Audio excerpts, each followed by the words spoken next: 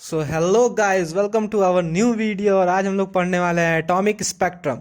तो atomic spectrum Bohr atomic model का एक छूटा हुआ पार्ट है, या फिर उसका कहें कि उसके आगे का प्रोसीजर है कि जब वहाँ इलेक्ट्रॉन हायर ऑर्बिट से लोअर ऑर्बिट में आता था तो वो रेडिएशन इमिट करता था, बट वो डिस्क्रीट स्पेक्ट्रम को रिलीज करता था। एक कॉन्टिन्यूअस स्पेक्ट्रम ऑफ लाइट नहीं मिलता था, हमेशा डिस्क्रीट स्पेक्ट्रम मिलता था।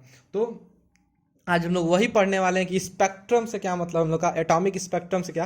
तो देखिए, बेसिकली एटॉमिक स्पेक्ट्रम दो टाइप का होता है। एक होता है एमिशन स्पेक्ट्रम, जो किसी के निकलने से आता है, एंड सेकंड होता है एब्जॉर्प्शन स्पेक्ट्रम। यह एनर्जी के रिलीज से होता है और ये एनर्जी के एब्जॉर्ब करने से होता है, एब्जॉर्प्शन स्पेक्ट्रम। तो अब एमिशन स्पेक्ट्रम में होता क्या है। तो एमिशन स्पेक्ट्रम में बोहर ने इसको ऐसे डिफाइन किया कि एमिशन स्पेक्ट्रम में सपोज करिए कोई कंटेनर है, इसमें मॉलिक्यूल्स ऑफ गैस है, molecule of gas heat by electric current. Electric current से आपने इसको हीट कर दिया, ठीक है। अब हीट करने से क्या होगा कि इलेक्ट्रॉन्स, इसके अंदर के जो एटम्स हैं उनके अंदर जो इलेक्ट्रॉन है वो हाई ऑर्बिट में जाएंगे। हाई ऑर्बिट में आपने एनर्जी दे दी, अब हाई ऑर्बिट में जाएंगे, एनर्जी देने से हाई ऑर्बिट में गए, अब उनको लो ऑर्बिट में आना है। यह जो चीज़ है वो एटॉमिक गैस है, एटॉमिक गैस है जो कि इलेक्ट्रिक करंट से हीट की गई है, फिर आप इसको रख दिए। अब हीट करने के बाद क्या होगा, जो सुपर एक्साइटेड इलेक्ट्रॉन्स हैं वो अपने स्टेबल स्टेट में आएंगे। तो वो इलेक्ट्रॉन जब ऊपर से नीचे की ओर आएंगे, हायर ऑर्बिट से लोअर ऑर्बिट में आएंगे, तो एनर्जी को इमिट करेंगे इन the form of radiation. In the form of radiation energy को इमिट करेंगे, तो यहाँ से रेडिएशंस निकलेंगे, रेडिएशंस। अब उन्होंने क्या किया कि यहाँ एक प्रिज्म लगा दिया, यहाँ उन्होंने प्रिज्म लगा दिया और यहाँ एक स्क्रीन थी। तो यहाँ प्रिज्म लगाने से ये मतलब है कि प्रिज्म आपको सातों कलर देगा, बट यहाँ पे क्या हुआ कि पाया गया यहाँ पे कि सम स्पेसिफिक स्पेसिफिक वेवलेंथ, कुछ ही वेवलेंथ पाई गई, कुछ गायब थी, कुछ वेवलेंथ गायब थी। Some specific wavelength found on screen, screen पे कुछ स्पेसिफिक वेवलेंथ ही बनी, सारी वेवलेंथ गायब थी, कुछ वेवलेंथ गायब थी। और उसके बाद आया लाइन स्पेक्ट्रम, तभी खोज हुई लाइन स्पेक्ट्रम का। जब इसका स्पेक्ट्रम ग्राफ बनाया गया तो ये कुछ ऐसा बना। इसमें ये जो है ये गायब है, ये ऐसे यहाँ मिली फिर गायब, फिर गायब, फिर मिली फिर गायब, ऐसे करके डिस्क्रीट स्पेक्ट्रम, लाइन स्पेक्ट्रम या डिस्क्रीट स्पेक्ट्रम मिला। अब इससे क्या मतलब है, तो अब हम लोग पढ़ेंगे इसके बाद कि इन्होंने उसको एक्सप्लेन कैसे किया, उस डिस्क्रीट को एक्सप्लेन कैसे किया। Explanation, explanation of discrete spectrum, इसको कैसे डिफाइन किया कि ये डिस्क्रीट स्पेक्ट्रम है। सबसे पहले तो उन्होंने ये सारा बोहर का पूरा मॉडल ही किस पे है, हाइड्रोजन एटम पे है। चलिए हम लोग हाइड्रोजन एटम का सेल बनाते हैं। ये रहा उसका न्यूक्लियस और ये रही उसकी फर्स्ट लेयर। इसकी एनर्जी हम लोग पिछले में निकाली थी -13.6 इलेक्ट्रॉन वोल्ट। इसके बाद ये सेकंड है, सेकंड का होता है -3.4 इलेक्ट्रॉन वोल्ट। इसका थर्ड है, तो थर्ड का होता है -1.51 इलेक्ट्रॉन वोल्ट, और इतने से अपना काम हो जाएगा। अब हुआ क्या कि यहाँ पे इलेक्ट्रॉन था, आपने इसको हीट दिया, कहीं से एनर्जी दी, यह कूद के चला गया अगले में, अगले में चला गया। अब ये हायर एनर्जी ऑर्बिट है और ये लोअर एनर्जी ऑर्बिट है, ये लोअर से हायर एनर्जी लेवल में गया है, बट अब यह अपने स्टेबल स्टेट में वापस आना चाहेगा, क्योंकि ये फर्स्ट ऑर्बिट में ज़्यादा स्टेबल है जबकि ऊपर की ओर कम स्टेबल है, बट एनर्जी पाने की वजह से वो कूद के वहाँ चला गया है। तो फिर ये वापस आएगा और वापस आने पे इसको अपनी एनर्जी छोड़नी पड़ेगी। इसको अगर इस घर से जाना है तो इसको कुछ ना कुछ यहाँ देना पड़ेगा, तो यहाँ अपनी एनर्जी यहाँ पे त्यागेगा। तो उस एनर्जी, वो एनर्जी किस फॉर्म में निकलेगी, इन the form of radiations, specific wavelength के रेडिएशंस में निकलेंगी। तो उसी पर सर नील्स बोर्स ने कहा कि on electron heating electron heating, जब इलेक्ट्रॉन हीटिंग पाता है तो electron absorbs on heating, electron absorbs energy. ठीक है, वही बात, इलेक्ट्रॉन ने एनर्जी पाया और electron jump into higher energy level from lower energy level. तो इन्होंने कहा कि हायर एनर्जी लेवल में जंप कर जाता है लोअर एनर्जी लेवल से। और दूसरी बात इन्होंने क्या कही कि electron is very unstable, electron is very unstable in higher energy level. ठीक है, हायर एनर्जी लेवल क्यों? क्योंकि अगर आप सडन किसी बड़े घर में चले जाते हैं तो बड़े घर का एक्सपेंस ज़्यादा होता है, तो वो कुछ दिन तक आपको सही लगेगा, लेकिन उसके बाद आपको वही खाने लगेगा। तो वही चीज़ यहाँ पे भी होता है, इलेक्ट्रॉन को एनर्जी मिलती है, वो कूद के बड़े घर में चला जाता है, बट जब वो देखता है कि उसके पास वो यहाँ पे स्टेबल नहीं हो पा रहा है, यहाँ पे नहीं टिक पा रहा है, तो उसको वापस जाना है। तो अब उसको वापस जाना है तो वो वह हीट को या उस एनर्जी को लेके वापस नहीं जा सकता है उसमें, क्योंकि वह कम दर्जे का घर है, तो इसलिए उसको वो एनर्जी कहीं ना कहीं देनी पड़ेगी। तो वो अपने एनर्जी फॉर्म में निकालता है, रेडिएशंस के फॉर्म में निकालता है। ठीक, या फिर हाई एनर्जी कह दीजिए या एक्साइटेड लेवल कह दीजिए। इसके बाद तीसरी बात इन्होंने क्या कही, तीसरी बात यही थी कि electron falls in lower energy level, lower energy level में फॉल कर जाता है बाय एमिटिंग रेडिएशन, या फिर कह दीजिए by emitting energy in the form of radiation. ठीक, उसके बाद चौथा स्टेटमेंट इन्होंने क्या दिया, अब इन्होंने उस रेडिएशन को डिफाइन किया कि वह रेडिएशन कितने की बराबर होती है। तो इन्होंने क्या किया कि अब रेडिएशन का मतलब रेडिएशन कहा जा रहा है, तो रेडिएशन का मतलब हुआ फोटोन के फॉर्म में निकलता है। तब निकल लिखा इन्होंने एनर्जी को डिफाइन कैसे किया कि एनर्जी ऑफ सच फोटोन, उस फोटोन की एनर्जी कितनी होगी, energy of such photon which radiate from electron is equal to the difference between two energy levels के एनर्जी के डिफरेंस के बराबर के इक्वल होगा उस एनर्जी फोटोन की एनर्जी। हम लोग क्या लिख सकते हैं, energy of photon is equal to energy of second level minus energy of first level. यह क्या है, जहाँ से इलेक्ट्रॉन आ रहा है, ये क्या है, जहाँ पे इलेक्ट्रॉन जा रहा है। ठीक है, डी ब्रोई हाइपोथेसिस क्या कहती है कि एनर्जी ऑफ फोटोन कितनी होती है, एच सी बाई लैम्डा।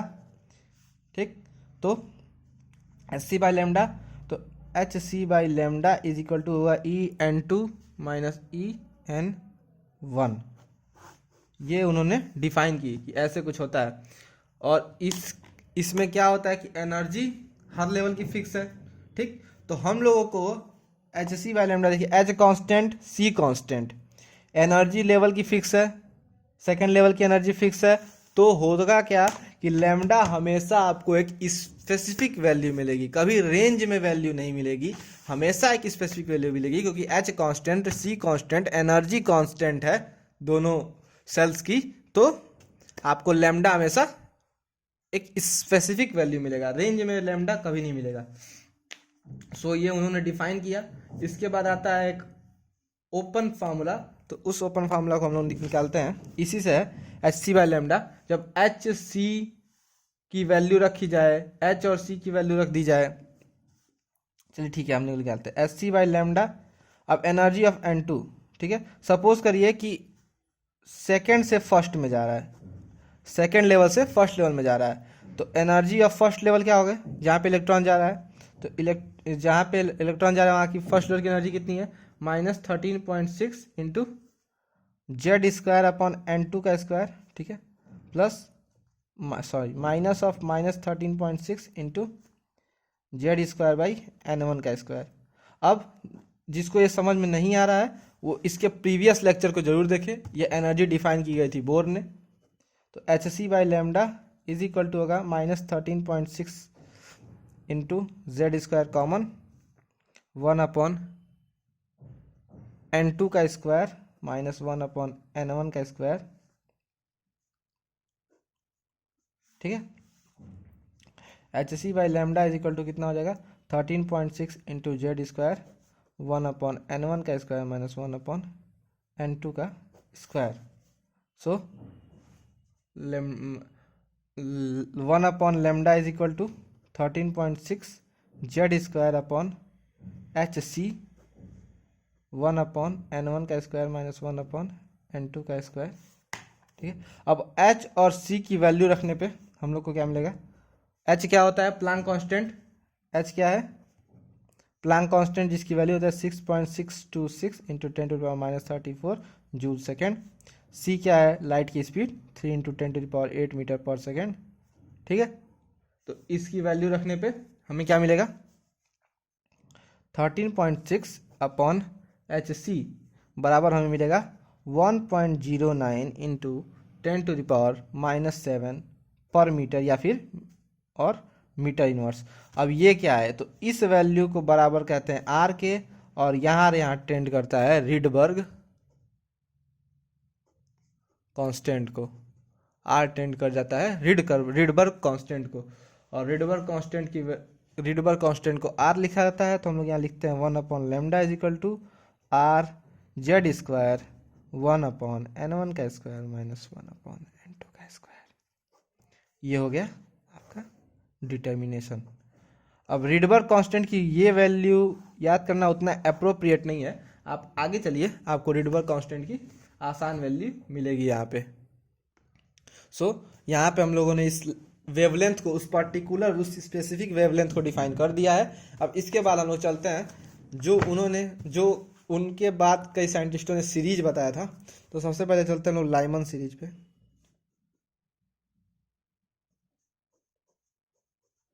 तो लाइमन सीरीज क्या होती है, तो लाइमन सीरीज को ऐसे डिफाइन किया गया कि अगर कोई भी, जैसे एनर्जी की लेवल्स कैसे होती हैं,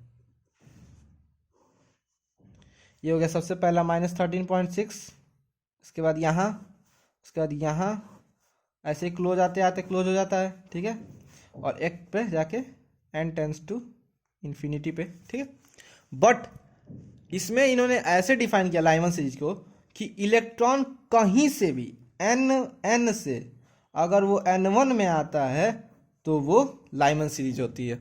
जैसे हम लोग लिख सकते हैं इन हाइड्रोजन और हाइड्रोजन लाइक एटम, पूरा मॉडल ही हाइड्रोजन या हाइड्रोजन लाइक एटम को डिफाइन करता है। When electron comes from higher energy level to first energy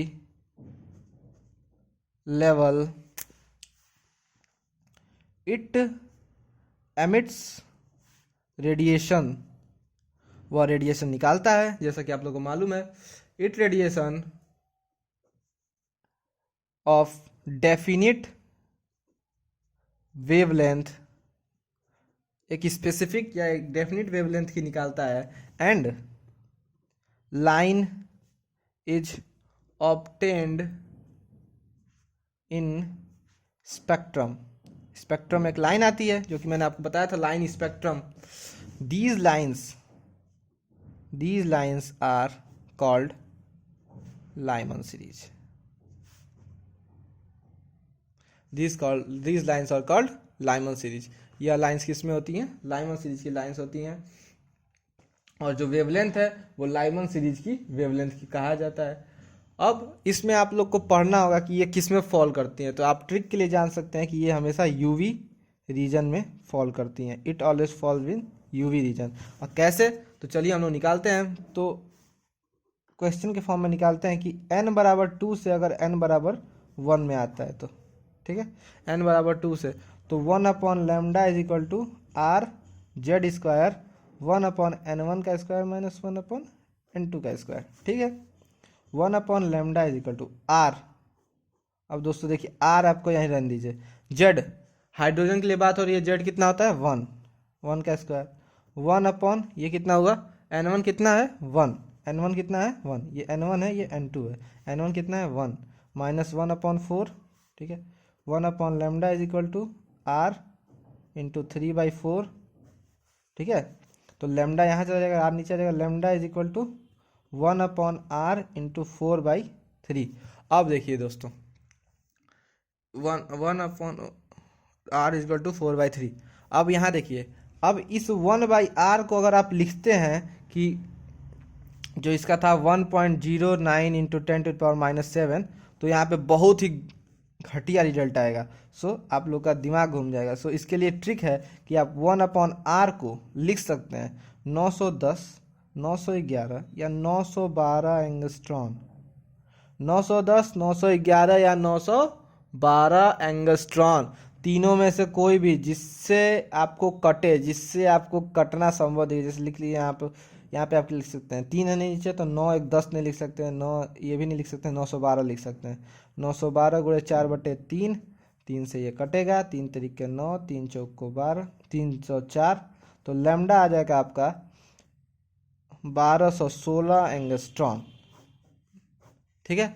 तो ऐसे आप इस न्यूमेरिकल को सॉल्व करेंगे और इसके बाद आप लोग इसकी लॉन्गेस्ट वेवलेंथ निकालेंगे। और आखिरी कहाँ से आएगी, सबसे ये तो सबसे छोटी वेवलेंथ हुई, मतलब सबसे बड़ी वेवलेंथ, क्योंकि पहले में आ रहा है। इसके बाद शॉर्टेस्ट वेवलेंथ कौन सी होगी, जब n इन्फिनिटी को टेंड कर जाएगा, n2 और n1 1 रहेगा आपका, तो 1/λ is equal to R into 1/∞ minus 1 minus 1/∞ 0, so 1/λ is equal to R, so lambda is equal to 1/r, तो lambda is equal to 910 angstrom, ठीक है। तो ये होगी सबसे छोटी वेवलेंथ। अब इसके बाद चलते हैं हम लोग दोस्तों बाल्मर सीरीज पे। तो बाल्मर सीरीज में भी आप सेम लिखेंगे। देखिए अब आपने इसको लिख लिया है, इस वाले को, इसको पूरे का लिखा है, बस इसमें एक चेंज करिएगा कि आप यहाँ सेकंड एनर्जी लेवल लिख दीजिएगा। कहाँ से आता है, n से n2 में अगर आता है तो वह बाल्मर सीरीज में रहेगा। और इसकी रीजन लिख लीजिए कि हमेशा ये विजिबल रीजन में आता है। विजिबल रीजन कितना होता है, 3000 एंगस्ट्रॉन से 8000 एंगस्ट्रॉन तक विजिबल रीजन होता है। इसके बाद आता है पास्चन सीरीज। तो पास्चन सीरीज का मतलब क्या हुआ, n से n3 में आएगा तो वो आपका पास्चन सीरीज हो जाएगा। और बस यहाँ पे थर्ड कर लीजिएगा आप लोग, थर्ड हो जाएगा, ठीक। ये आएगा आपका हमेशा लो इंफ्रारेड रीजन। पास्चन सीरीज के बाद आता है ब्रैकेट सीरीज। ब्रैकेट सीरीज में क्या होता है कि n से आएगा वो n4 में, इलेक्ट्रॉन फोर्थ एनर्जी लेवल में आएगा तो ब्रैकेट सीरीज हो जाएगी। और ये हमेशा फॉल करता है लो इंफ्रारेड रीजन में, लो इंफ्रारेड बट इससे ज़्यादा होगा, लो इंफ्रारेड रीजन में। उसके बाद आता है P fund series. P fund series में क्या होता है कि n से n5 में आता है। अब यहाँ n से लिखने का क्या मतलब हुआ कि n इज ग्रेटर देन 5, इसके लिए n is greater than 4, should be greater than, इसके लिए क्या हुआ n इज ग्रेटर देन 3, इसके लिए क्या हुआ n इज ग्रेटर देन 2, समझे, इसका लिखने का यह मतलब हुआ। और ये हमेशा फॉल करेगा हाई इंफ्रारेड रीजन में। और इसके बाद आता है हम्फेरी सीरीज।